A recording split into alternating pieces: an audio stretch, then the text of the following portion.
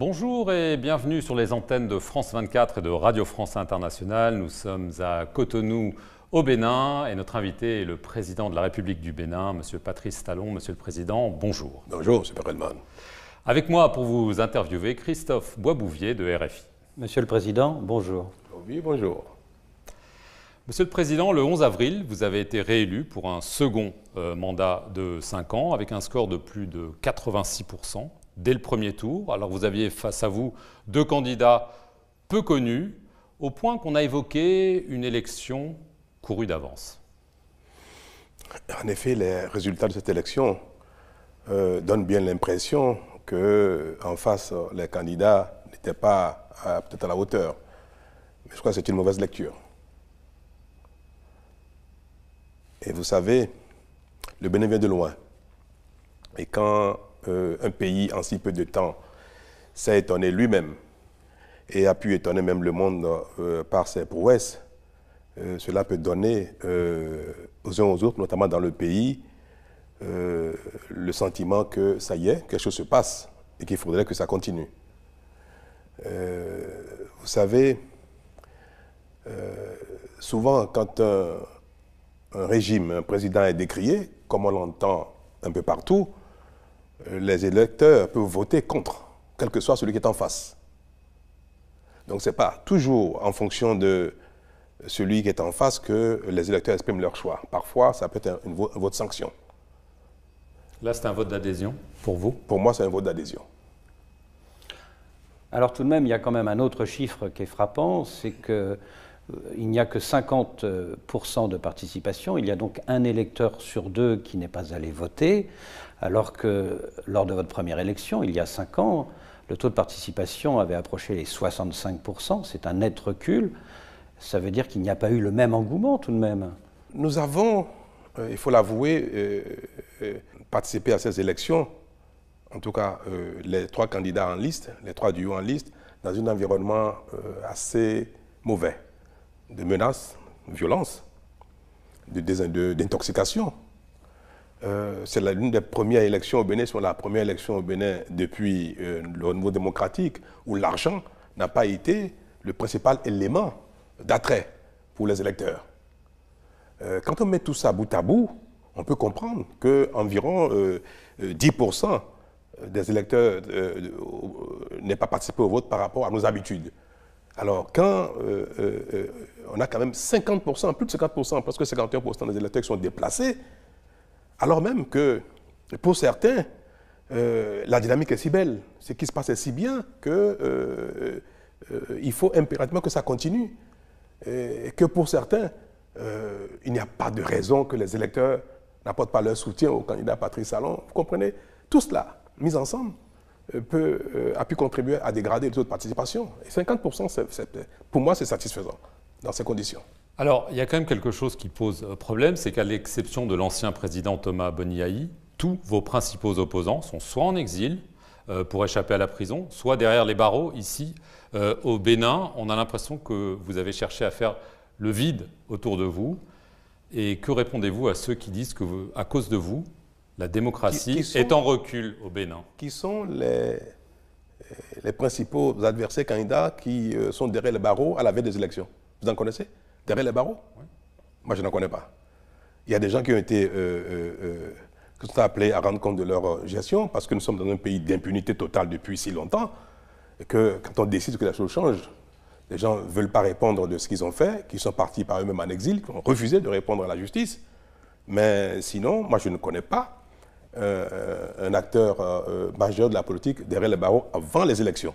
Vous n'avez pas cherché à éliminer tous vos adversaires pour gagner avec 86%, pour poser la question de façon un peu plus... Je vais vous dire ce qui se passe au Bénin. C'est dû à nos gouvernants qui sont devenus, au fil du temps, des prédateurs de leur pays, malheureusement, à l'instar de beaucoup de pays africains.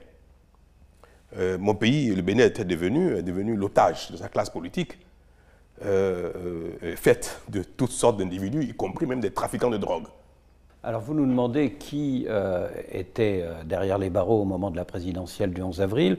Lui, il n'a été arrêté que quelques jours plus tard, le 15 avril, c'est l'universitaire Joël Aïvo. Il est accusé d'atteinte à la sûreté et de blanchiment de capitaux.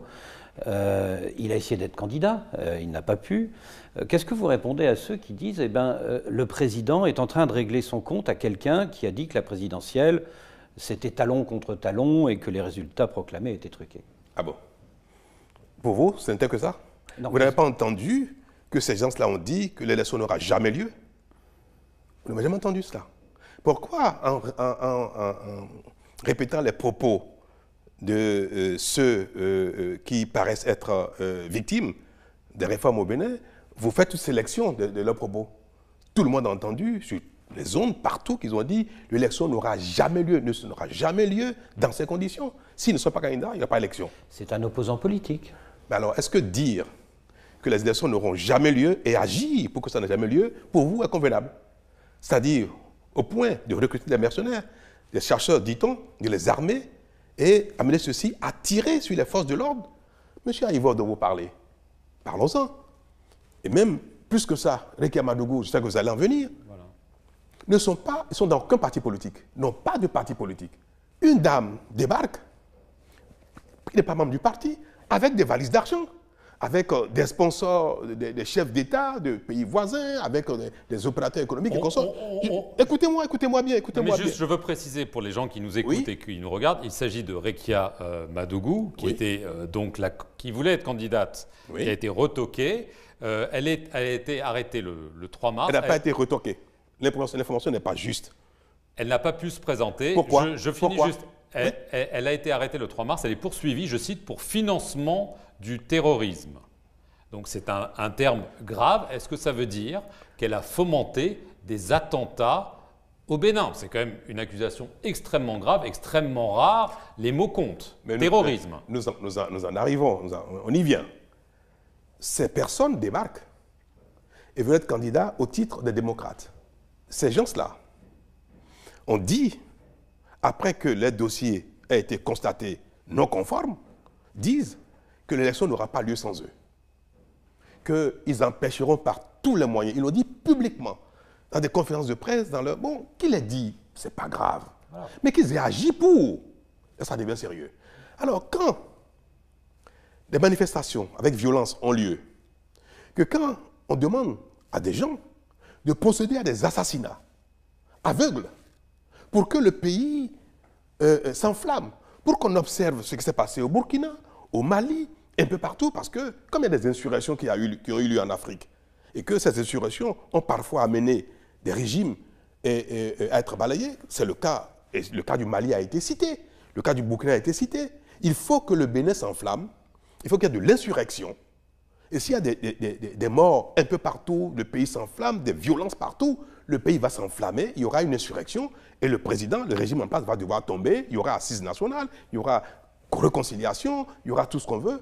Donc, pour leur fin, à leur fin politique, ils ont planifié, recruté des gens et mandaté des jeunes, des badauds, pour brûler le pays, et surtout pour tuer, pour faire des assassinats aveugles. Vous avez des preuves de ça?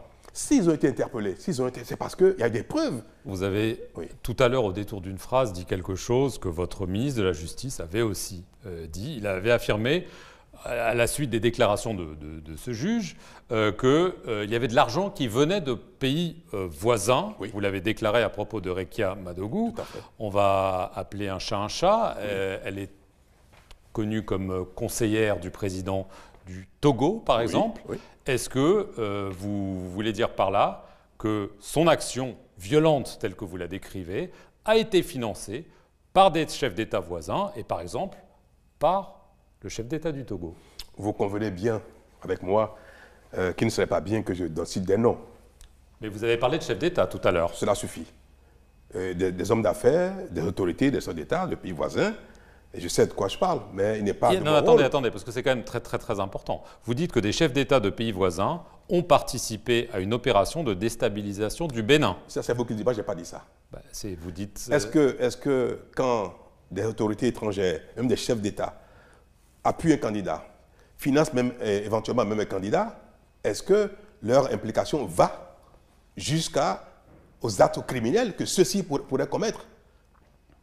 Elle était financée par des chefs d'État étrangers? C'est deux choses différentes. Elle était financée par des chefs d'État étrangers. Si vous soutenez un candidat politique qui, pour vous, peut-être peut faire une affaire quelque part, et que cette personne dérape et va commettre des crimes toujours au titre de sa candidature, est-ce que vous êtes responsable? Donc moi, je n'ai pas de preuve que ceux qui ont soutenu Réki Amadougou l'ont mandaté à ce point. Qui l'a soutenu, monsieur le Président? Est-ce que c'est de mon rôle, de ma fonction, de vous donner des noms? Mais des chefs d'État, on est bien d'accord. Je l'ai dit, il n'est pas nécessaire de le répéter, vous comprenez ce que vous voudrez bien. Mais ce n'est pas un secret. Vous dénoncez, Monsieur le Président, les violences qui ont éclaté dans votre pays, notamment entre le 6 et le 9 avril, notamment dans le centre-nord du pays. Le fait est que de nombreux Béninois ont eu l'impression de ne pas pouvoir s'exprimer dans les urnes, faute de candidats importants représentant l'opposition, et qu'ils sont descendus dans la rue pour manifester, pour protester.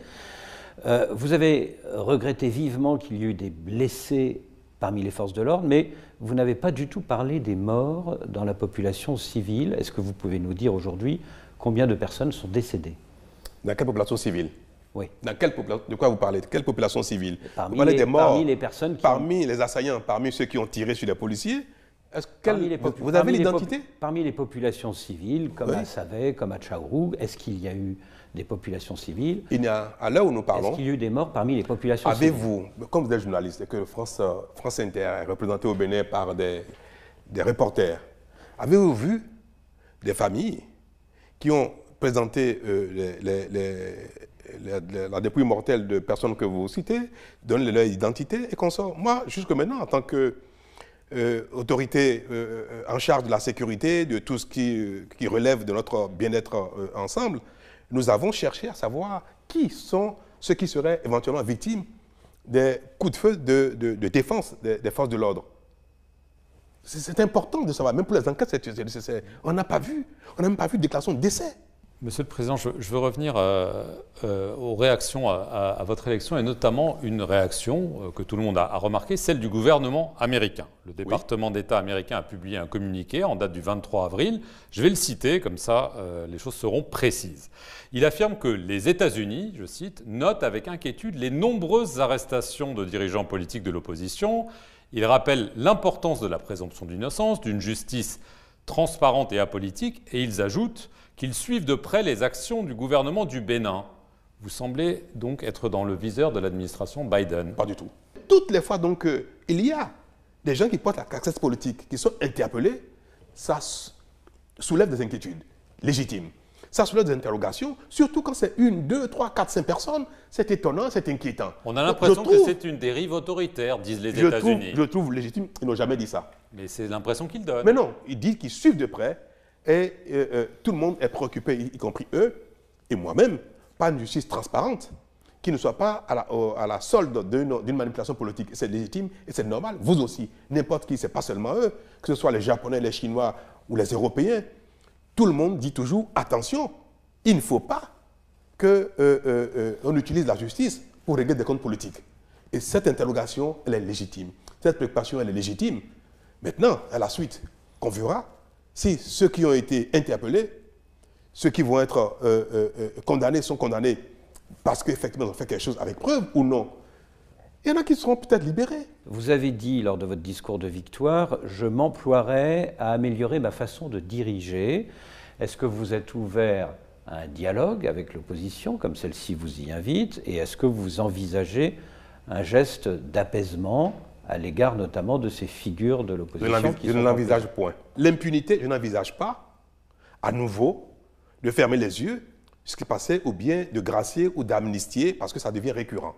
Donc il n'est pas envisageable qu'une fois encore, que les gens soient graciés de quelque chose qui devient récurrent. On a arrêté des gens qui ont été auteurs des actes en 2019 qui ont récidivé. Vous voulez qu'on les gracie à nouveau? Ce serait une faute. Monsieur le Président, oui. L'article 42 de la Constitution stipule que nul ne peut exercer plus de 2 mandats toute sa vie. C'est à mon initiative. À votre initiative, une réforme qui a été adoptée en 2019. Oui. Vous contrôlez le Parlement et certains vous soupçonnent de peut-être vouloir changer cette Constitution pour pouvoir, comme un certain nombre de chefs d'État, de la région ou un petit peu plus loin, l'ont fait en disant finalement la Constitution c'est un bout de papier, le peuple me réclame, donc je reste. Alors est-ce que vous pouvez nous dire oui ou non, est-ce que vous allez changer cet article? Est-ce que le Bénin ne fait pas la différence depuis un moment? Quand vous observez le Bénin, vous ne voyez pas que ça se passe autrement, les choses ici? Est-ce que cette phrase-là, quelqu'un l'a jamais mise dans une Constitution? Est-ce que déjà, pourquoi vous ne reconnaissez pas déjà l'importance d'une telle phrase qui règle le problème des constitutions nouvelles, compteur à 0, 3e, 4e, 5e mandat? Ce sera ainsi, personne ne changera cela, en tout cas ce ne sera pas moi, ni à mon initiative, et je ne pense pas que les Béninois changeraient. Les Béninois tiennent beaucoup à la limitation des mandats. Et c'est pour ça que nous avons fait ça, pour éviter toute tentation de nouvelle constitution devant entraîner une remise à zéro des compteurs. Parce que ne pas le faire, ça nous a empêchés de faire même des retouches techniques à la Constitution, par peur que cela ne soit évoqué par quelqu'un pour s'éterniser au pouvoir. Donc c'est votre dernier mandat? Bien sûr. Premier juré. Tout à fait. En 2026, Patrice Talon ne sera pas candidat. Monsieur Babouvier, Dieu nous prête longue vie et bonne santé pour que nous puissions ensemble constater cela. Merci, Monsieur le Président, de nous avoir accordé cet entretien. Et merci à vous de nous avoir suivis sur nos deux chaînes, Radio France Internationale et France 24. Merci à vous aussi. Merci.